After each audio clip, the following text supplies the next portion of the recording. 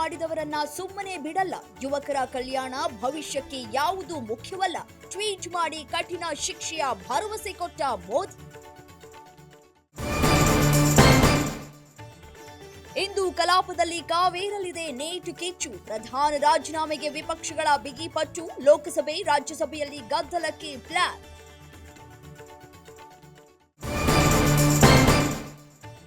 ದೆಹಲಿಯ ಜಂತರ್ ಮಂತರ್ನಲ್ಲಿ ಮತ್ತೆ ಸಂಘರ್ಷ. ಪೊಲೀಸರು ಪ್ರತಿಭಟನಾಕಾರರ ಮಧ್ಯೆ ಗಲಾಟೆ. ಪ್ರಧಾನ ರಾಜೀನಾಮೆ ನೀಡೋ ತನಕ ಹೋರಾಟ ನಿಲ್ಲಲ್ಲವೆಂದ ಸಿಜೆಪಿ.